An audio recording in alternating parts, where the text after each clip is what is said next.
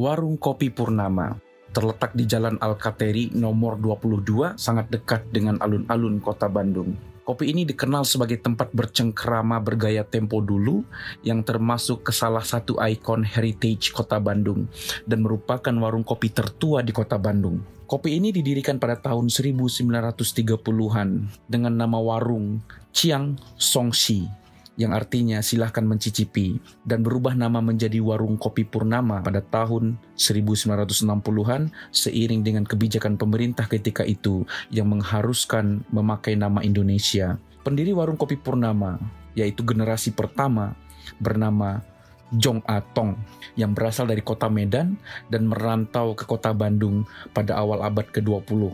Saat ini, Warung Kopi Purnama dikelola oleh penerus dari generasi keempat, atau mungkin bisa dibilang cicitnya. Warung ini terletak di sebuah gedung bersejarah buatan Hindia Belanda. Karena buatan Hindia Belanda, maka gedungnya ya gedung Belanda. Dan gedung tersebut terletak di daerah yang dulunya dikenal sebagai sebutan Kampung Arab. Sudah banyak yang mereview dan meliput Warung Kopi Purnama tersebut, mulai dari media cetak dan media mainstream. Warung kopi ini sering waiting list, jadi siap-siap untuk menunggu antrian agar bisa masuk ke dalam Warung Kopi Purnama ini. Ketika memasuki Warung Kopi Purnama ini, kita langsung disuguhkan dengan interior heritage Belanda, mulai dari lantai, dinding, dan bangunan-bangunannya. Terdapat banyak foto zaman dulu atau zaman Belanda yang masih hitam putih dipajang di dinding-dinding warung kopi tersebut. Serta di beberapa titik ada properti atau benda peninggalan zaman dulu, mungkin itu benda atau peralatan yang pernah dipakai oleh yang punya Warung Kopi Purnama tersebut. Ekspektasi saya waktu itu akan merasakan vibes budaya China seperti di restoran-restoran Cina lainnya. Tetapi setelah masuk ke dalam warungnya, malah lebih ke heritage Belanda ketimbang vibes China-nya. Mungkin vibes China-nya minor ketimbang vibes Belanda. Ada yang menarik sebenarnya, karena adanya papan nama toko yang pertama digunakan oleh pendiri warung kopi tersebut. Karena dibaca terbalik dari kanan ke kiri seperti Al-Quran, maka menjadi King Chang Si Cha Si. King artinya silahkan, Chang artinya mencicipi, Si artinya coba, Cha artinya teh, Si artinya ruangan. Karena saya bukan orang Tionghoa, jadi saya cukup kesulitan mengeja bahasa-bahasa China atau bahasa Mandarin. Papan nama toko Warung Kopi Purnama ini ditemukan terkubur di dalam tanah pada kedalaman 5 meter saat Warung Kopi Purnama melakukan renovasi pada tahun 2016.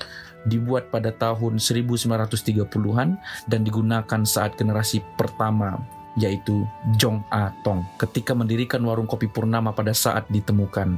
Ada bagian, tepatnya bagian sebelah kanan dari papan berbahan kayu jati tersebut telah hilang, sehingga hanya bagian atas dari papan yang tersisa.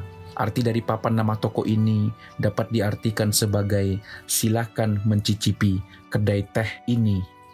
Warung kopi ini terdiri dari 2 lantai, lantai dasar dan lantai pertama.